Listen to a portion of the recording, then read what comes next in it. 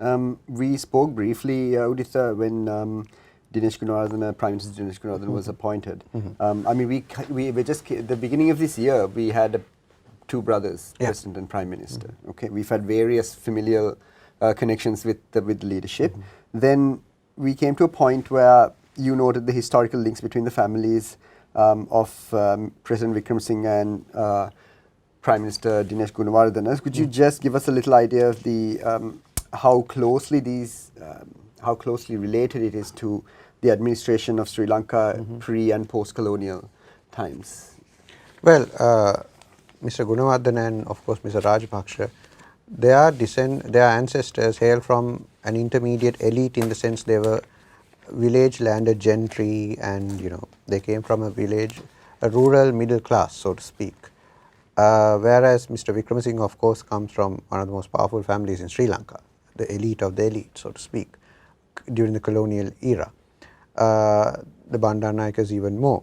So various networks of kingship, of loyalty. I mean, Sri Lanka's politics has always been determined in the final analysis by commonalities which you wouldn't associate with a proper democratic system. I mean, we are not just talking about caste, we are not just talking about family clans, we are talking about schools, we are talking about, my brother's cousin married this brother's, my brother's cousin married this particular person who belongs to my family. So it's interesting that you come across links between families who would otherwise be dead enemies with each other. I mean, ideologically speaking, of course. I mean, they would be, at the end of the day, they would turn to the right, they would turn to the left, but they would be on the left, they would be on the right, but family wise they are still the same, they are still the same buddies, they meet at the same clubs and so on and so forth.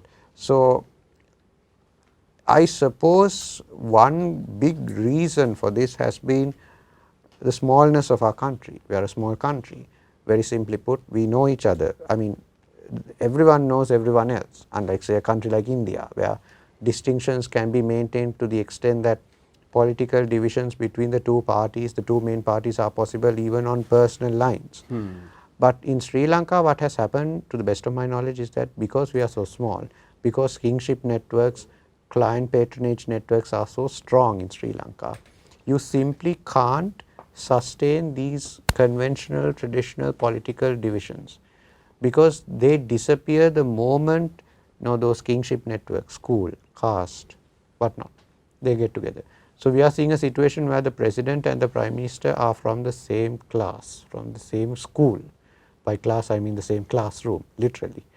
But they come from two very different families as far as political ideology is concerned. I mean, Mr. Vikram Singh is associated with right wing politics, whereas Mr. Gunawardena's family has been, I mean, Mr. Gunawardena's father is father of socialism. He doesn't get more left wing than that.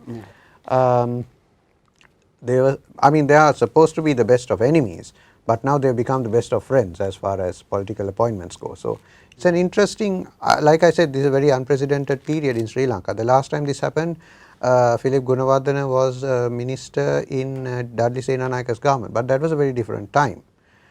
This is a very different time. This is a time where the SLPP's blessings have enabled Ranil Wickremesinghe to become president. This is something that one would never have hoped for, one would never have expected.